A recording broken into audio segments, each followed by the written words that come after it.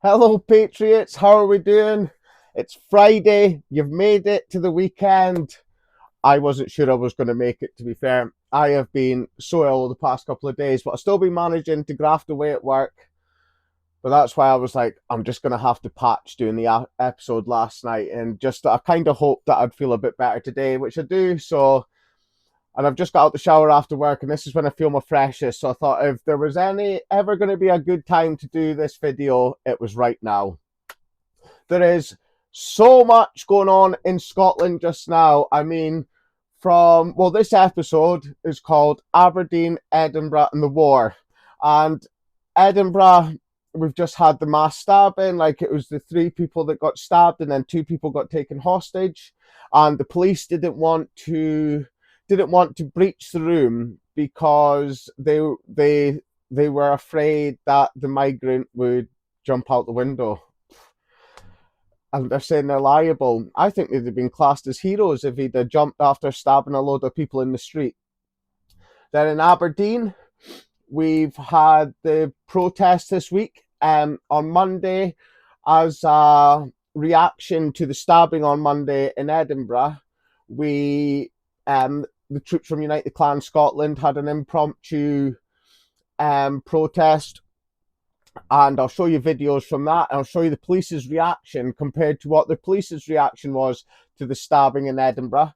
And then one of our own, John Hall, one of the founders of Aberdeen Against Illegal Migration, and then Unite the Clan Scotland, a brother in this war to me. He's become a very good friend of mine. Like, I really respect him. I do a lot of work shoulder to shoulder with him, and my voice wouldn't be anywhere near as loud if it wasn't for him and his dad. So yeah, so the point of this was that John had a knife pulled on him by one of the migrants at this protest on Wednesday. But we will get into this, and there's another thing I want to go over as well. I am going to be sniffling through this episode. I may have to blow my nose during this episode, but you know what it's like. You just got to power on through, and I'm still smiling, you know. Oh, I try to smile anyway. So let's get into it, shall we? Where should we start? Let's start with the stabbing in Edinburgh. So, this guy, you see him with his two knives there. I actually think, yeah, so the police actually saw him with these knives and did nothing. Do you know? This foreigner tried to get into a nursery. Now, what happened a couple of years ago? Southport. Axel Rudicabana, born and bred as so many like to say, went into a Taylor Swift themed dance class filled with little girls, and he started stabbing with impunity. Some of the little girls tried to escape, and he dragged them back in and started stabbing them again. Do you know? And now it's in Edinburgh. Do you know, that could have been another Southport, and the police were just sitting by. Why? Because they're too afraid of labels. They're too afraid of standing up for the native population because it might make them far right. It might mean they've been radicalized. What a heap of rubbish. If this sort of stuff happening on the streets of Scotland doesn't radicalize you to stand up for our people, then I don't know what will. Like, we have people dying on our streets. We have people suffering on our streets. We have people that can't make ends meet, got people that can't feed themselves, people that can't pay their bills, people that are going into an ever-growing amount of debt. And the least that you'd expect is for them to be kept safe in their native homeland. But it's not happening, is it? Our people are being fed to the wolves over and over again, and the establishment wants it this way. The establishment wants you living in fear. They tell you that I'm a far-right agitator, that I'm a recruiter for the Homeland Party, which kind of I am. You know, I'm kind of a recruiter because I'm always telling people about how great Homeland are. I think we've got Steve's coming. No, it's okay. It's okay. Yeah, but they want to tell you that I'm all these things and that I want to instill fear into people. But that's not what it is at all. This is what instills the fear. I just tried to show people that there's a way to live without fear, that there's a way to really conquer that fear and use that fear in a useful way, rather than hermiting and sheltering yourself at home alone, afraid to go outside, afraid to go to the shops, afraid to let your kids go out and play and have a normal childhood. And I'm showing you that there's a better way. Do you know, while you're hiding away in your house, being all nice and safe, what's really going on outside is that more and more foreigners are being imported en masse, and it's just putting our people in more danger. And every time they import another wave of these foreigners, you can guarantee that it's going to affect your bills one way or another, whether that's your electricity, your gas, your council tax, your food bill. Do you know, they're always going up so that the state can support these people, when really the state should support our people. That's really what it should be for. It should not be for the benefit of foreigners. It's supposed to be there to support our people. And see, if it was just supporting our people, there'd be more than enough to go around. See, if we didn't have all these DEI policies, all this garbage, brainwashing the kids in this school with the trans ideology and all this rubbish. If we weren't having to hire blacks over the native population like the RAF did, do you know, that's not me making a racial slur. The RAF literally were trying to bring in more coloured people into the military as pilots and turning away whites. Do you know? When you've got stuff like this and a police force, do you really think that any of this is to the benefit of our people? Do you know? Right. But yeah, Edinburgh should be a real wake-up call to how close we are to a mass casualty event happening on our streets here in Scotland. And I'm going to show you right now just how close we are to it happening in Aberdeen. So tonight's protest, ambushed by illegal invaders threatening with a knife. Shame on Police Scotland and the left for encouragement that showed. So tonight, 4 times groups of men were allowed to come behind us. 3 times it was illegal invaders that we are there to oppose. Once was Palestine-loving Celtic young boys that's not got a clue what they stand for, so them and Palestine. But let's address the issue with them getting behind us. The first time was a group of 4 or 5 mouthing and gesturing. Okay, it goes both ways. Second time, group of around 15 to 20 came behind us, all gesturing to the women that they would slit their throats. So we reacted and confronted them, to which one of the men pulled a knife on me and told me to go duck myself. We reported it and they took his details. No arrest made.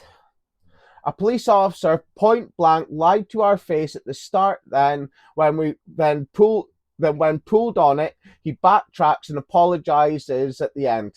So if you're willing to lie about something as simple as flying flags, as we were told at first, no flags because of Celtic fans, how can we trust our safety with these people? Back to the knife incident. We reported these men to be carrying knives about the streets weeks ago. Nothing is done.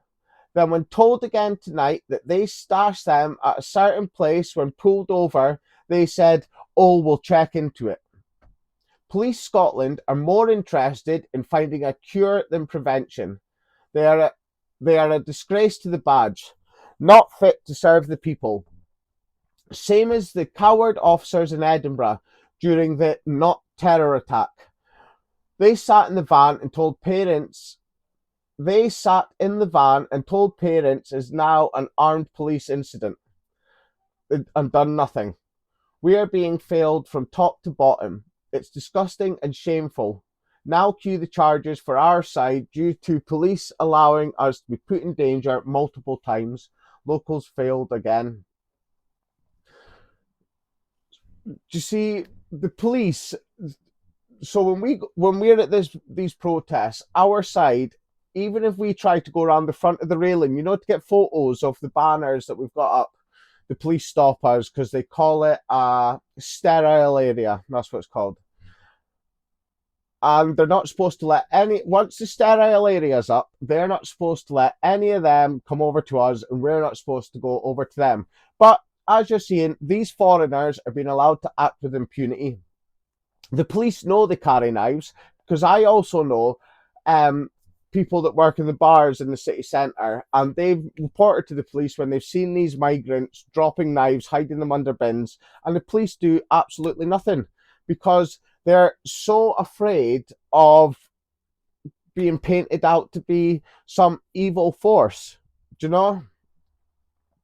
And like in Edinburgh, like I said to you, the police saw it happening. The police saw this guy with a knife and did absolutely nothing about it. And it's not classed as a terror attack. Of course it's a terror attack. He's terrorizing people. Just exactly the same way as Axel Rudy Cabana. But this is their thing. This is what they do. If they're not using a car to drive into people that are just going about their daily lives, they're stabbing them on the streets, trying to get into nurseries, trying to get into primary schools where there's nothing but innocence. Do you know, these children are still innocent. These children have not known the evil of the big bad world. They've not been down a single rabbit hole to know just what's going on, the truth of the matter. And they're just being fed to the wolves. Now, a couple of weeks ago, United Clans also reported on Elric Primary School. So we've had a few messages now about an incident on Tuesday at Elric Primary School, West Hill, where a man was taking pictures in or of the school playground. Parents have supposedly been emailed stating he was approached by members of staff. Pictures were deleted and he was reported to the police. This lovely gentleman is a resident of the Hampton by Hilton Asylum Hotel, where we've protested before. Can any parents confirm this, please? Because the police definitely will not. Everyone, please stay safe and vigilant. This is only getting worse.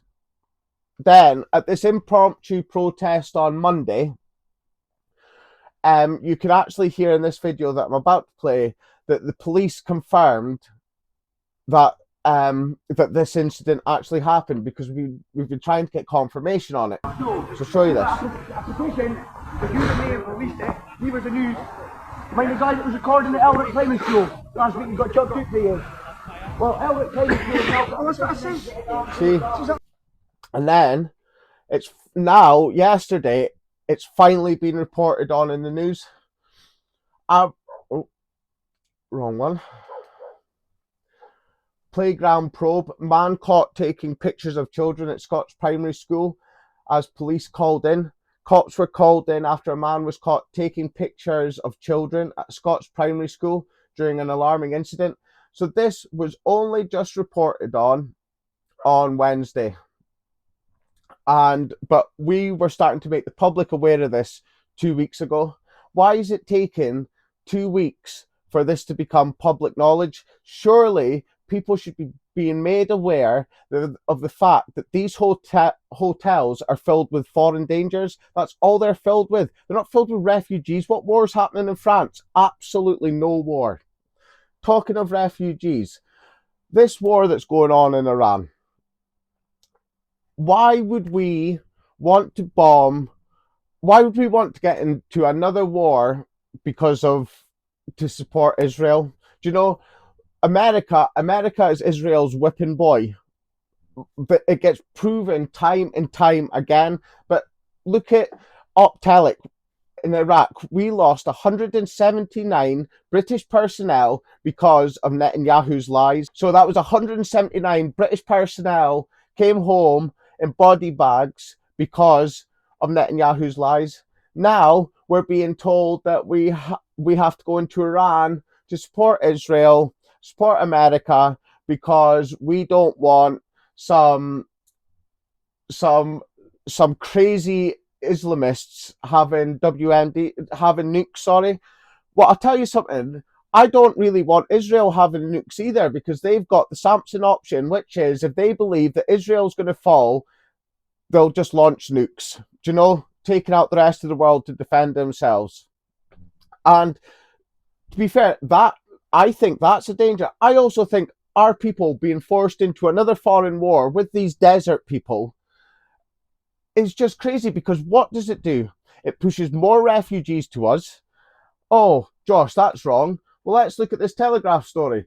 Migration experts said Iranians fleeing the war and an estimated 2.5 million displaced Afghans in Iran could leave the country and fuel the migration crisis. Britain braces for surge in Iranian asylum seekers. Oh, oh, bless me.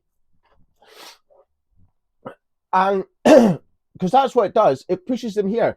And what does dropping bombs also do?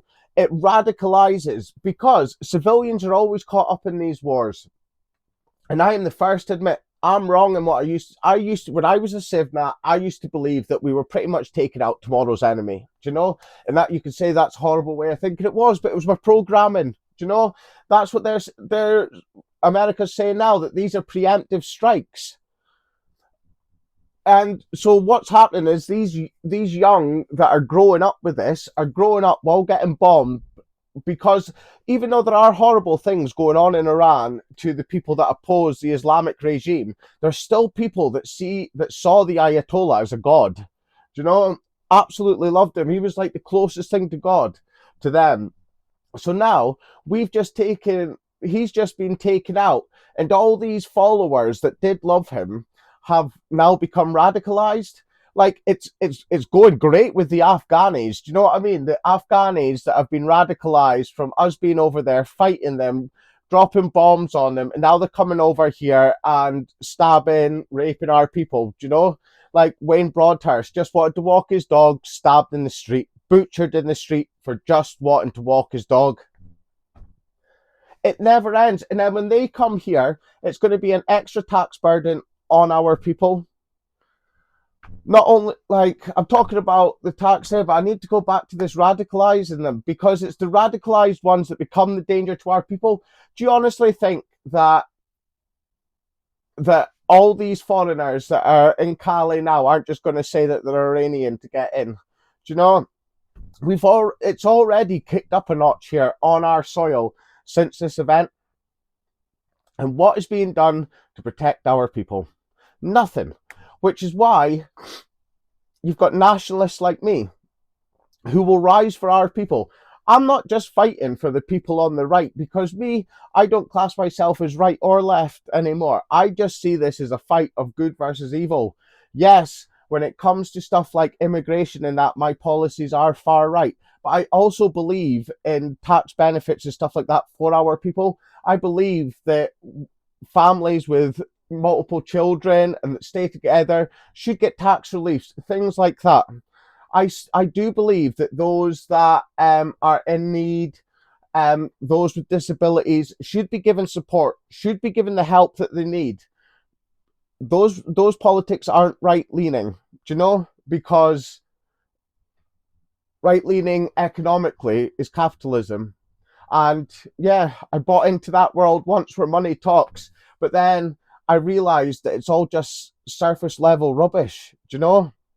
What's important is our people in our homeland. Nothing else matters.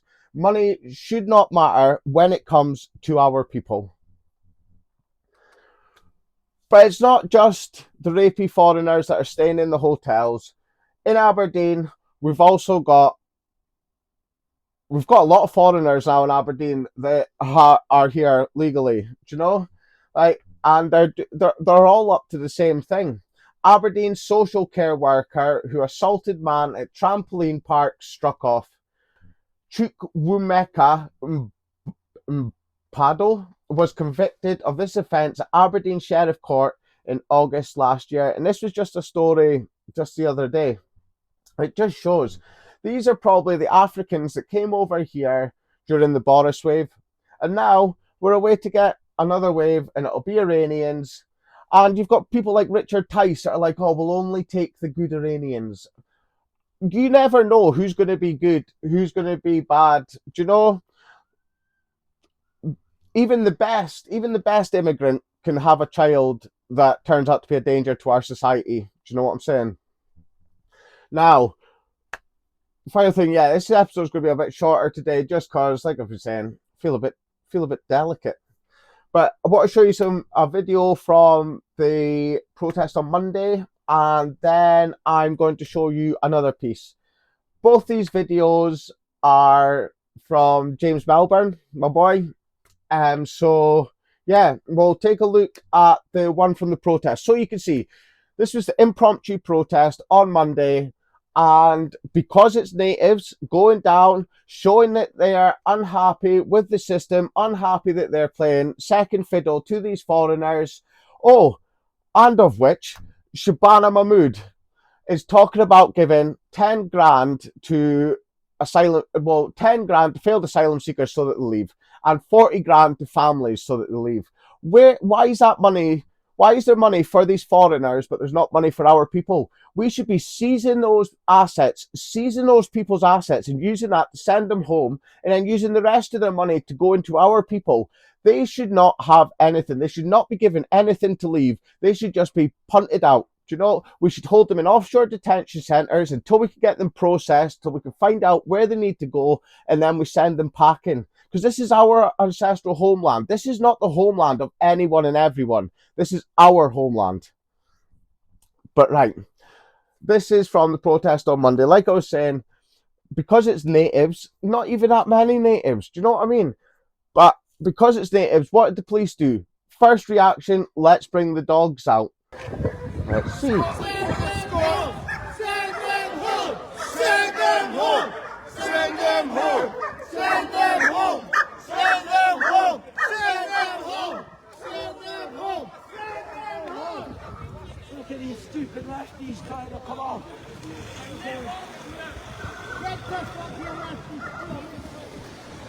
So why in Edinburgh do the police just watch some foreigner walking about stabbing people? Yet in Aberdeen, just a couple of hours up the road, the minute some of the native population want to show that they're not happy with being put second best, we were never consulted.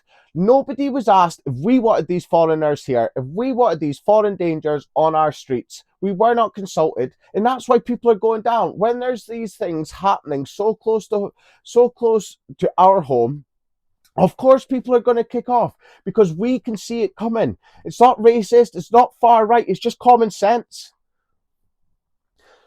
And that's why this last video, I'm ending with this video because, yeah, one, it's brilliant work from James once again, and his media platform he's building with Anglo-Scot Media.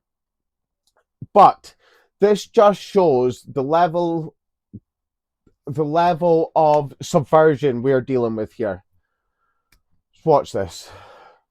Undercover Aberdeen mosque that fills up with hundreds of Muslims daily is not meant to be open under any circumstances. What we have proved in our investigation should lead and could lead to criminal charges, multiple fines, and the insurance policy being void. It is one of two former churches approved by the SNP and Lib Dem Council to be turned into mosques in a 5-minute walk. In an area that is silently being bought up by Muslims, bars, barbers, and a corner shop that is running a roaring trade in counterfeit fake flags, and I hear stolen phones. If you search up this active mosque on Google Maps, it is not there. The other 7 Aberdeen mosques are listed, but this one is missing. On the internet, there is not one single story or post about this place being open. It doesn't even have a name. The manager of the mosque helped me on video. The Saudi Muslims helped them pay to buy our churches. They still owe the council £240,000, and the Frederick Street Mosque still owes the council £20,000. There was over 40 local objections to this mosque. These were deemed irrelevant by the SNB and Lib Dem Council, and it was approved, but could only open with strict conditions all the paperwork being done and being signed off, and by looking at the plans and then inspecting inside, we could see that they had not built the new disabled door and ramp for the door or any door, or the disabled lift or the extension to put it in.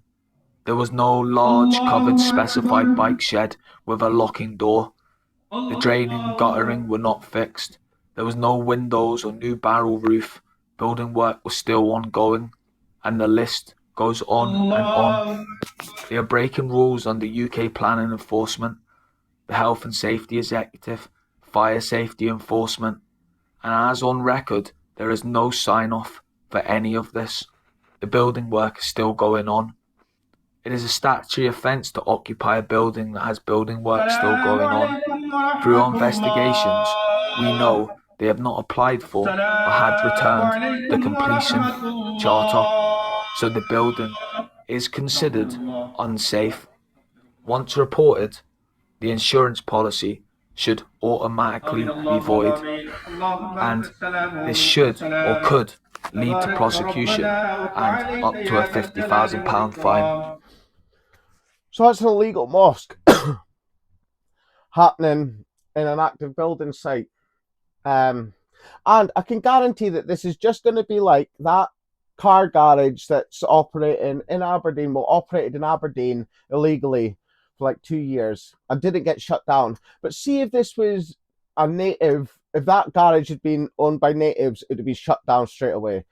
If this mosque was an illegal church, you can guarantee that it would be closed down straight away. Like, I don't know what else I need to show you to prove to you. Like, we're obviously on a journey together, right? But, like, I'm showing you time and time again how our people are being put second best. And it is not until enough of us rise, enough noise is made, that change is actually going to happen. And people can think it's radical, but it's not radical. It is not radical to stand up for your own. It is not radical to say that the Scottish people have an identity, the English people, the Welsh people, the Northern Irish people, the Irish people, the rest of the European nations. It is not racist or radical to say that we have an identity, we have an ancestral homeland, and it belongs to us and nobody else. But yet, our society slipped so far to the left that it does seem like extreme for people to want these things, because for so long we were convinced that anyone could be one of us, and it is just not the case. And when someone says to you, yeah, like with the whole Nana thing on GB News, where Charlie Downs was asked by Nana, is she English? And he gave a long answer. He was trying to be political in it, and I totally understand, you know. But there is a quick way to answer that question, and I'm going to show you. Can a black person born in Scotland be Scottish? No, because they don't have ancestral ties to here. Yeah, so you just say no, because they don't have ancestral ties to here. And it's that simple. It is that simple.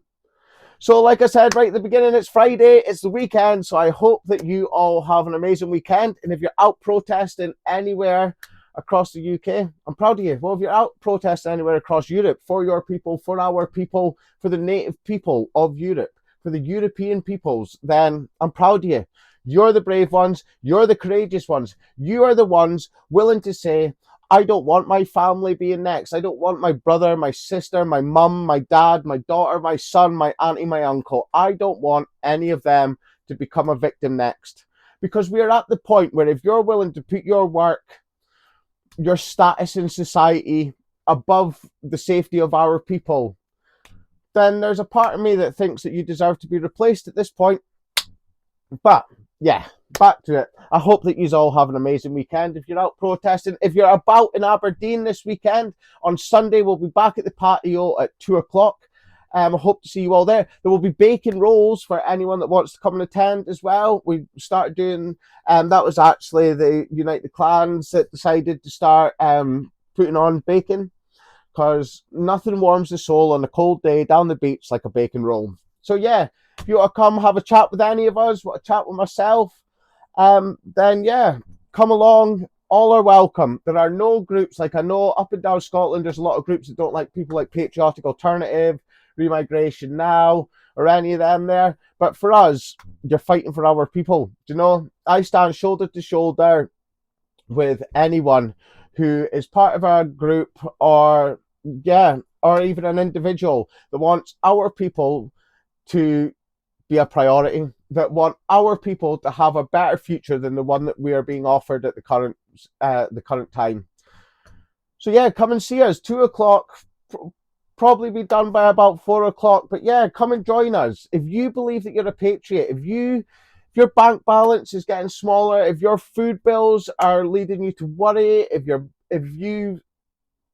you've just had enough of what you're seeing coming out of the mainstream media, you've had enough of seeing your town or your city being absolutely saturated with foreigners, then come and stand with us. Do you know?